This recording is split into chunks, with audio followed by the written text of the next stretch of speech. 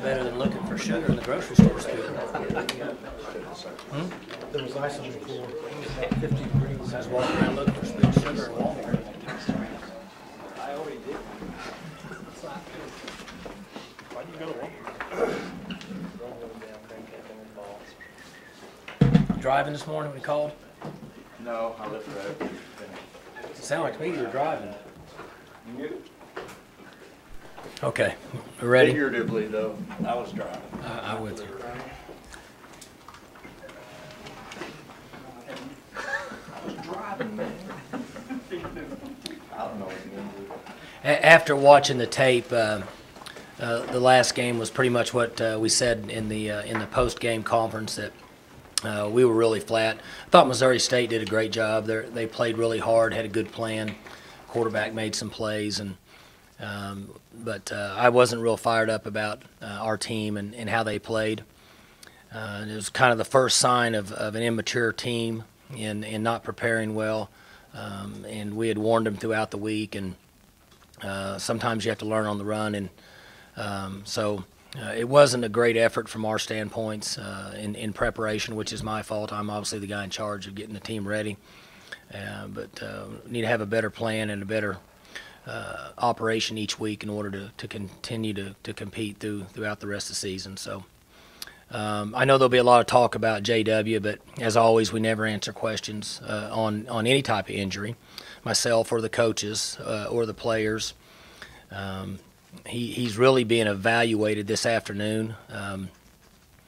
Unlike some of the speculation that where he's already been diagnosed with certain injuries, they must have more information than I do, because I know that we're supposed to find out about 6 o'clock tonight exactly the extent of his injury. Our plan is for him to take his boot off and see where he's at on Tuesday. I do know from the information I got today at noon that it's not as severe as what was originally thought. So that's good news. To what extent, we won't know. So we'll just move forward from there. We've had to use multiple quarterbacks a number of years since I've been the coach here, and we expect our team to compete, and we expect those guys to make plays and to move the ball and score points, and that's what we'll do. So we'll move forward. We're playing a very good football team. I mentioned in the post game that this team is very capable of competing and winning games in this league.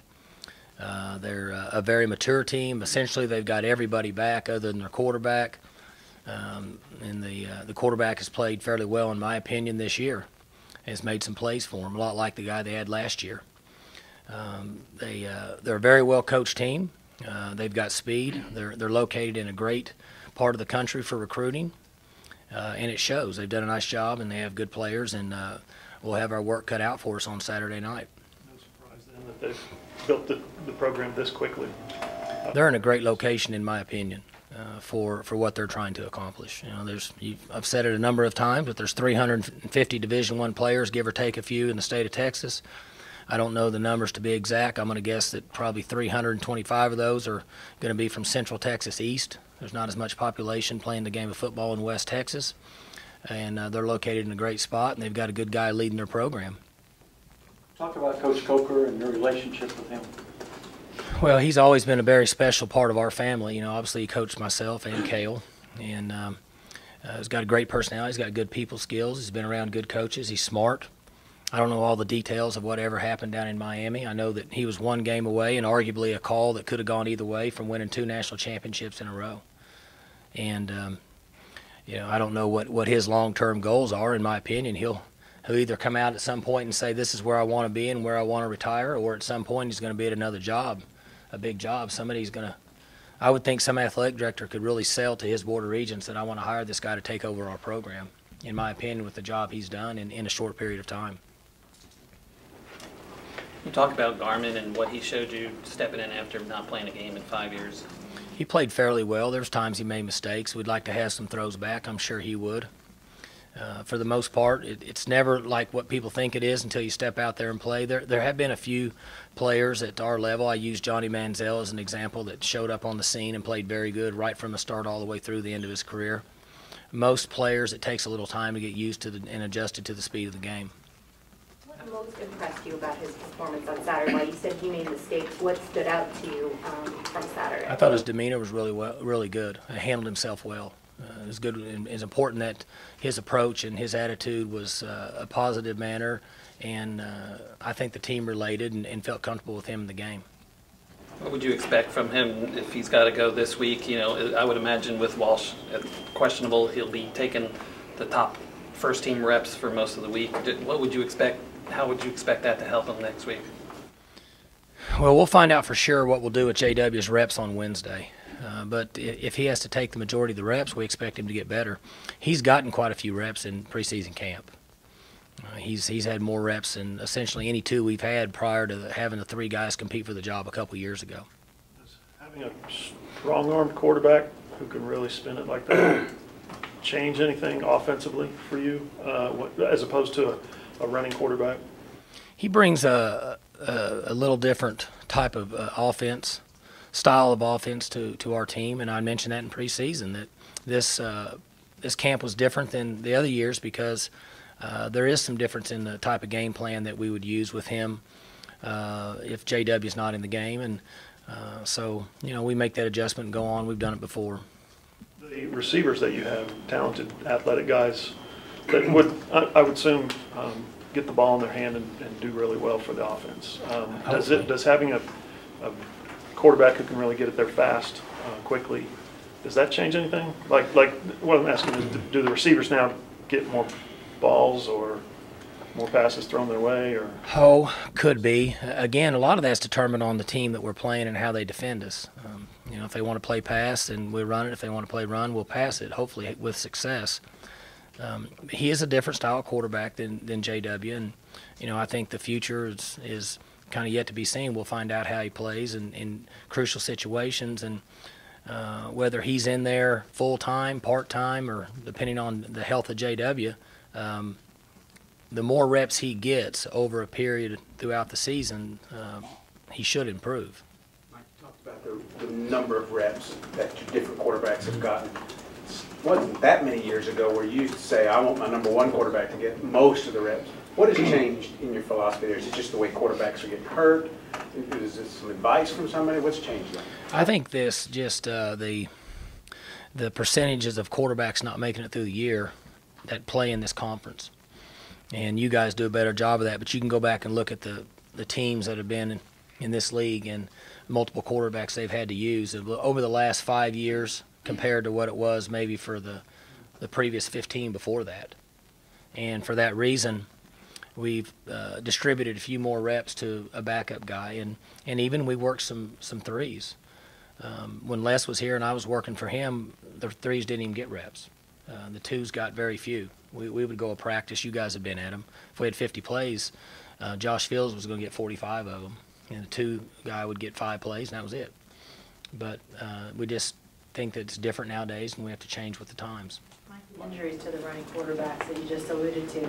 I mean, injuries are part of football, but when you're putting your quarterback out there, there's obviously some inherent risk. This is the fad. This is the thing that everybody's doing to try to get an upper hand on defense. Do you just accept that injuries are going to be part of it when you're using running quarterback? I think so. There's some evidence that shows that there's a better chance they could get hurt some.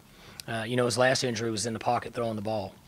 And so I don't think that we can just push the side and say that a running quarterback may not get or is not more prone to getting injured. But he, in this game, supposedly when he got injured, I think it was maybe his second or third carry, and it was the first quarter. And he hasn't had that many carries this year when you talk about playing in 5 quarters. I think what you're saying is true. Just common knowledge that tells you that if a guy's running, he has more of a chance to get hit. He had done a good job of kind of protecting himself.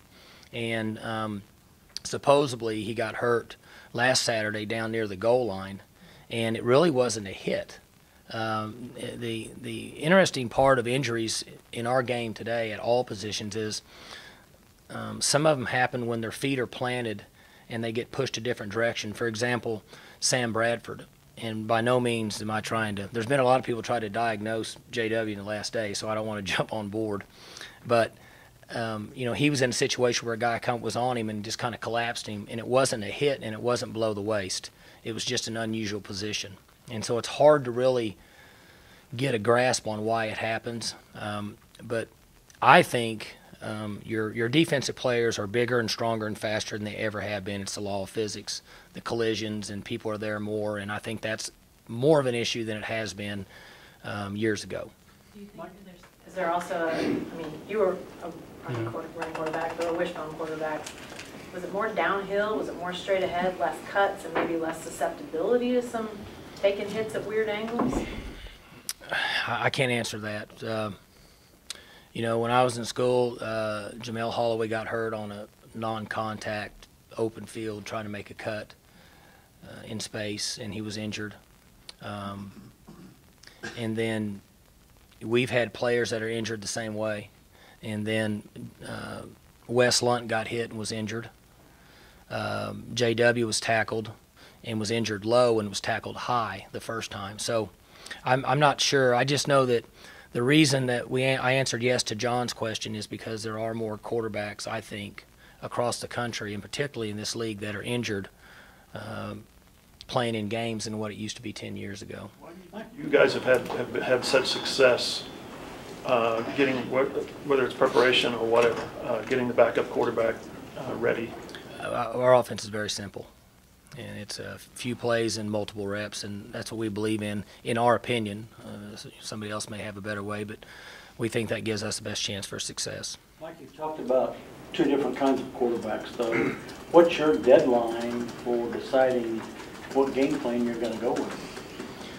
Well, the game plan won't alter a lot. It will some. We still have a base system that any quarterback that's played here over the last 6 years can execute. And then there's a variation that goes one way or the other depending on who that is. You know, there was even some differences with JW and Clint, just not as much as what people in the public would have thought prior to the season when I said they're pretty much the same, but they do some things different. We need to get JW out of the boot Tuesday and find out where he's at. And after that, prior to Wednesday's practice, we need to make a decision unless we think that he has an injury that will improve over a short period of time. Sometimes that happens. Blackman had a very similar injury his year here when we played Oklahoma and we had the week off. I think we had the week off. I can't remember, but originally we thought he was going to be a 4 to 6 week guy, and he actually came and played some against Oklahoma. Now, he wasn't very good, but he still played some. I think he had 8 or 9 catches, but he was still injured. So, and JW had an injury a year or two ago, and we thought it was going to be a season-ending injury, and he was able to recuperate, and his body healed quicker than what most normal human beings' bodies healed.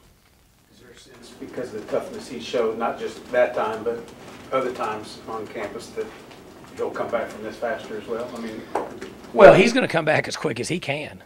I mean, there's no question with him, but from a medical side, we won't know that till later today. He's being evaluated, I think, at 2 or 3 o'clock this afternoon, and then we'll know where he's at. if they give you X number of weeks and he comes back 2 or 3 weeks sooner, it wouldn't surprise you. Wouldn't surprise me. Mike, last year you had the benefit of coaching one of the most experienced, probably the most experienced team you've ever had. Now, talk about watching them on tape and knowing what Larry's got, because basically he's got what you had last year. Yeah, it makes a big difference. Preparation, for example, I used the last game. Players understand the importance of pregame activities, just everything that's involved in experience in special teams and on the field, off the field. We had some young corners that got beat on double moves. They haven't seen it live. They've seen it in practice, but it's not been the same. And so there's just a lot of factors that are out there. Offensive linemen, we were very below average last week based on the talent level and the people we were playing. You can say what you want, but you have to evaluate your team against the people that you're competing against so you don't get a false feeling of how good you really are or how bad you really are. And we just didn't play very well, and a lot of it had to do with young guys just trying to feel their way through. Can experience make up for lack of speed, strength? I mean, can that be an important enough factor? Sure. Sean Lewis was a great player at the college level, in my opinion, but when you take measurables to play at the next level, in their opinion, he became very average. And we all thought, everybody has their own opinion, but I thought he was a really, really good college football player. Mike, UTSA, what they've done coming from nothing, not having a program to where they are now, looks like they may be sort of trying to push towards being that non-conference opponent nobody wants a part of. Why do you think they've been able to get to this point in a relatively short amount of time? John asked that question. I was talking to him earlier and telling him that they're located in a great spot. You can get in a car and drive 4 hours from where they are, and they're going to have, you need to ask Coach Coker this, 250 players they can offer within a 4-hour drive of their campus would be my guess. What did you think of Garmin's preparation level overall, including like communication with you on the sideline between plays, all of that? More than just throwing it. But well, he was fine. He and I visited several times about certain things, and I wanted to get a feel for what his response was so I would be able to put a barometer on how he was adjusting to being in the game, and he was fine. He's very low-key. He's quiet. He understands, and I thought he handled himself just fine. We'll find out in the future if he's in the game in a situation where he could be behind. The wind, rain conditions are a factor with quarterbacks. You really get a good indication of him more so in those situations than you do when you're in a game and you're ahead. How immediate is your quarterback looking at you for the next play at the end of the play? You know what I mean? Is he immediately looking at you for the next play? Yes. As soon as the ball's spotted? Mm-hmm. So it's been the same for years.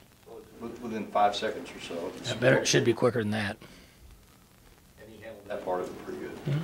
What's your own personal preference? Would you rather have a strong-arm pocket quarterback throw for 3,000 yards, or would you rather have a guy who can run around and make plays? I answered that question a while back, and I think that most of us would rather have a guy that has the ability someday to play in the NFL no matter what he does, because they give you a chance to win. You can track college football, and teams that have a potential NFL quarterback usually win games. I think there has to be balance in the future in offensive football, and if a guy's strong enough and accurate enough to throw the ball successfully, then he can be an average runner and you can win. If he's a great runner, then he can be an average thrower. Unless you have a pure pocket quarterback that can just sit there and pick people apart, and then he doesn't have to run, he can just hand it off. You had several games early in the season last year where your run game was average, and then out of the blue you run for 350 against Iowa State, I think. I mean, during the week of preparation, was that a strengthened emphasis on the run game, or did it just happen on game day that it worked out that way? Well, we have to continue to work on it, and we're an average running team right now. We cover guys up pretty good, but we're not getting much movement.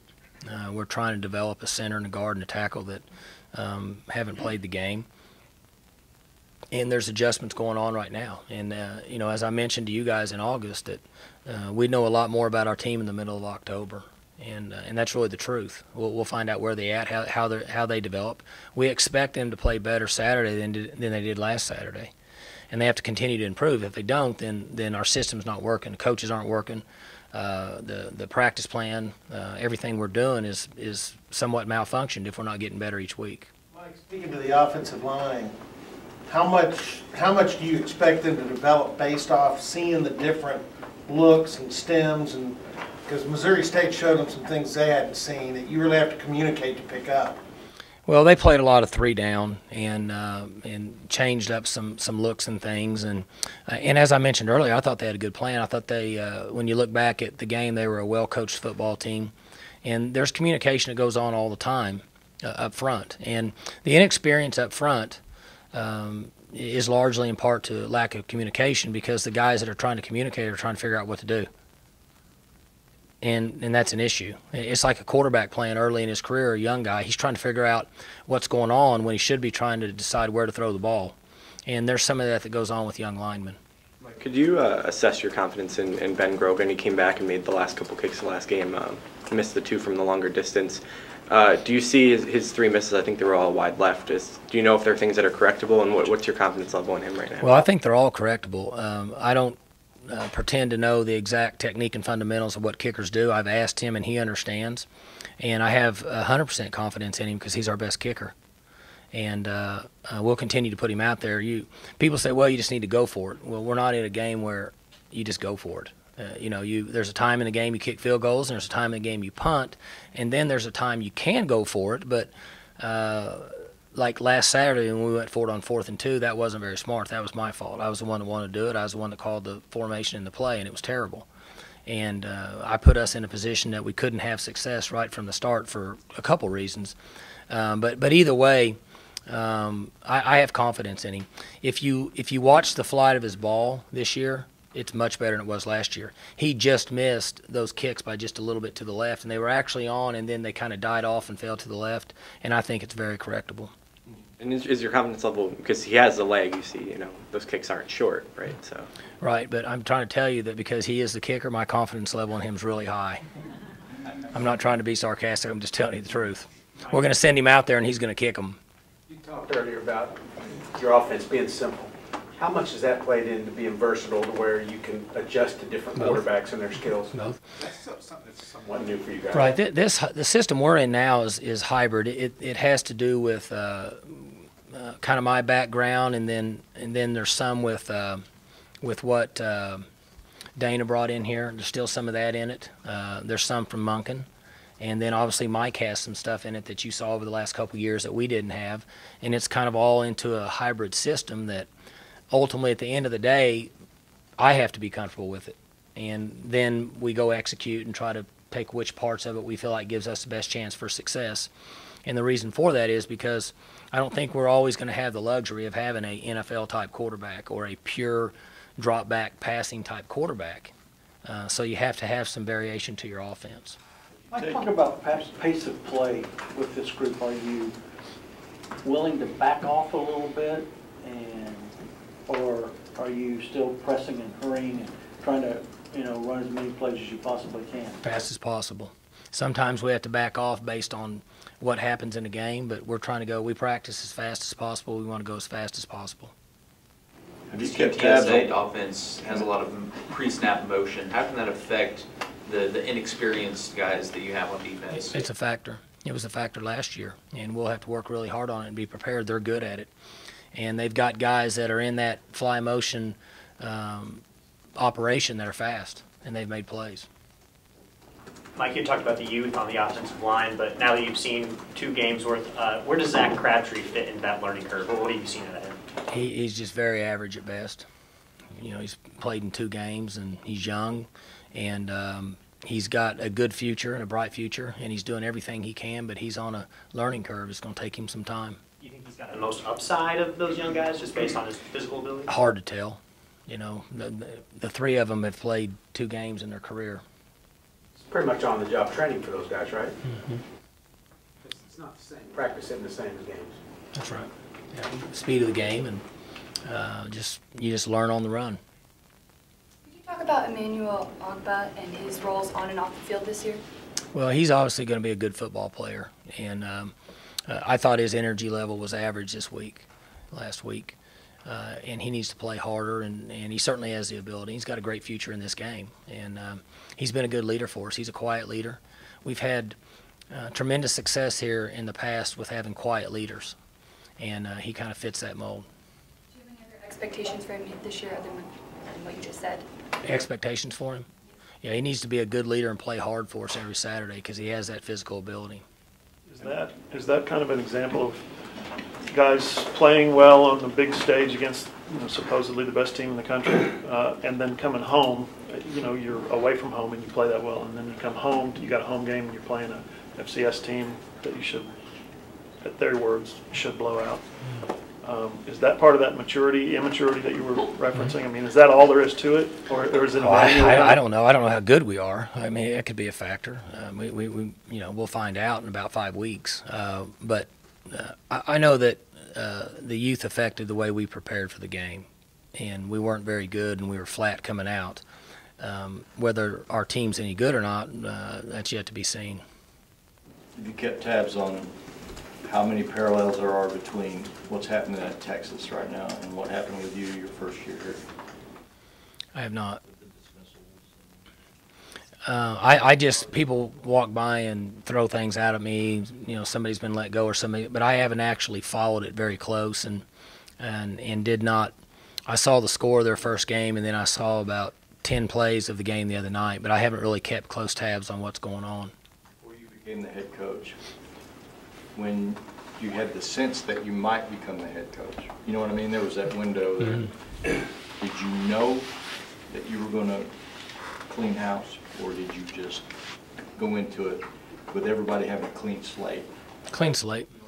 I've always been that way, as a clean slate. I believe in second chances, and I believe in trying to mold and develop young men, and they was that way from the start, and it still is today. 6 of those 8 that you ran off were pretty good players. I mean, and then you go into that season and you... There's 4 starters and 2 part-time starters that year. It can't be that easy, Mike, to throw away your own preconceived notions, can it? About a guy who you've known, or a group of guys who you've known as an offensive coordinator, assistant coach, and now you're the head coach, and you just cut it off right there. And you talking about the players? Yeah. Yeah, I can. It's real easy. Honestly, it is. I still do it. I mean, I have guys that come in here as true freshmen, and they do some things that would just blow you away, unless you have teenage kids, and it probably wouldn't surprise you that much. But they do things that you look at them and say, really? I don't really understand that. And we don't do that, but I'm good with it. Okay, I don't hold grudges. I'm good. Here's where you're going to start. And there's a chance they may do a little bit of it again, because you don't really change people that fast. And then we'll have to have another talk, and then it's a little more serious. And then if there's something else, they usually won't make it. But I make a lot of mistakes. I've made a ton of mistakes in coaching. But that's one thing I feel like I've done a good job is I've been able to look them in the eye and say, listen, it doesn't make a difference what's happened here. Here's how we move forward. And I did that from the start, and I still do it today. When guys come in with knucklehead stuff, I say, look. All guys into your office, though, and say, here's how we're going to do things, and have a different conversation with them than you would have with other guys. Is that fair enough? That's true. Yeah. And they're all different. There's always that term out there, people say that you treat them all the same. That's not true. My 3 boys at home, I don't treat them the same, because they're different. Their mental makeup's different. These players are all different. And so that's just my opinion. I'm sure that other people feel differently, but in my opinion, I'm able to sit and relax and be patient and look at it from their perspective. Because most of the time when they do it, there's a reason they've done it. They've probably done it all their life. So we know that's the problem. What's the solution? We all work with people that are always telling you the problems. Well, that's easy. What are the solutions? And that's kind of the way I've approached it with the team. How did things change for Mason Rudolph this week, and is he ready to play? Well, the good news is he's been getting reps. And so we will continue with the same number of reps that he's gotten since the day he's arrived here. And his plan could change based on the information that I get tonight, and then how he feels tomorrow if we take the boot off. Would you feel comfortable putting him on the field if you needed to? I don't know yet. I don't have to answer that question. And I'm not saying that being detrimental to him, just he is a freshman. And that's a big can of worms to open in a lot of different areas. But good news is he's been getting reps. So he can function out there with the ones. He can go out and play with the ones and direct traffic and do all the things our quarterbacks do. He knows the plays. He knows the reads. Now, that doesn't mean in the heat of moment he might not bust, but he knows what to do. Would you feel more comfortable putting him out there? Like when you started, he had a Thurman Thomas and a Barry Sanders and Hartley Dykes. I wish they were playing and I could put him out there with them, because then it wouldn't matter who went out there. But no, he's doing fine. Mason's really doing good, and he's further ahead from a mental part than I ever was as a freshman. And because he got quality reps, I didn't get reps, and so I think he'll be fine. He just continues to learn. His attitude's good. He's got a good work ethic, and he's got a really bright future. We'll just have to wait and see whether the issue gets forced, or we're able to let the thing play out. What similarities would you point to in their circumstances between Brandon Whedon taking, I can't remember how many years, 6 years off, 8 years off, playing baseball and coming in and doing what you did and what Dax has gone through? Very similar. Because Whedon was out of it for 4 or 5 years and traveled around the country, and Dax traveled around the country, and he was out of it for 45 years. For a guy who's stuck that deep on the roster for a couple seasons, do you worry about his motivation, or were there any times where you thought that this is he had to really earn his way to this point? Do I worry about his motivation or that he had to earn his way? Well, just his motivation, being that he's on. He's been good. And I've said this and I'll say it again. There's 127 players on our team right now. We usually carry 132. 85 of them are on scholarship. And those other guys that aren't, which was him for a long time, they got to really want to play the game. Because there's a 4-hour time demand, well, not for us, 3-hour time demand daily. Most places 4-hour a day, 20 hours a week. And while you're paying for your school, and now they get food and stuff, they usually didn't get anything. So you really got to want to play the game. And he did. He did a great job. He's always been a self-starter, and he's been motivated to learn. And that's why you do it, because you never know when you're going to be in the game. So that's one difference between him and Whedon initially.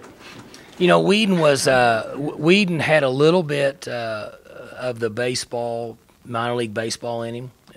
You know, those guys travel on a bus and play so many games, they don't know what city they're in.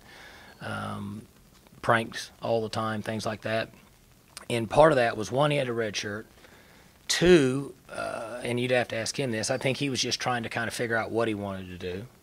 He wanted to play something. He was done with baseball. Football was convenient because he knew he had to get an education. And then three, Zach was mainly the established starter, and the offense didn't fit his style of play. That was as big a factor as anything, because Zach did a lot of run-pass options, different things, and when he did it, it didn't look very good in practice. And so, you know, ultimately, you know the rest. That's why we changed style of offenses whenever we felt like he was going to be the starter. So. But as miserable as your first season was with the head guy, you felt like you had to redefine expectations and standards and your culture. You know, Bill, I don't know if redefining was the best word. It's just that I had a certain vision for what I thought had to happen at Oklahoma State for us to win. And we were very good when Les was here. Les was tremendous for Oklahoma State, and I've learned a lot of football from him. But I had a lot of experience with Oklahoma State, and I just had a certain plan that I thought that we had to follow in order to win here in the long term for a long time. And that was the only way I was comfortable. You know, we could talk about this forever with me, that I have a lot of flaws, but one thing that I'm fairly consistent on is if I believe in something, I have to be able to instill it into players that we're coaching. And, you know, like the scheduling issue, I disagreed with it, so I had a hard time buying into it. So when I was trying to sell what we were trying to accomplish here to the players, I have to back it and feel good about it, or I don't want to try to push it to the players. And, you know, that's just one area that, you know, for something like that, those things concern me. So I just felt like it needed to be done in order for us to win long term. So, anyway. When you were dismissing really good players, do you remember it having a real jarring effect on the rest of the roster? Sure do. And it wasn't intended to be that way. That was just the fact of the way things had to operate in order for us to have success. But, you know, a guy would miss class a week later, and he'd come run up to my office sweating and say, I overslept, I missed class, don't kick me off the team. And I felt bad about that, because that's not the image I wanted to portray. It's just a certain way we had to do things. So, good. All right, thanks.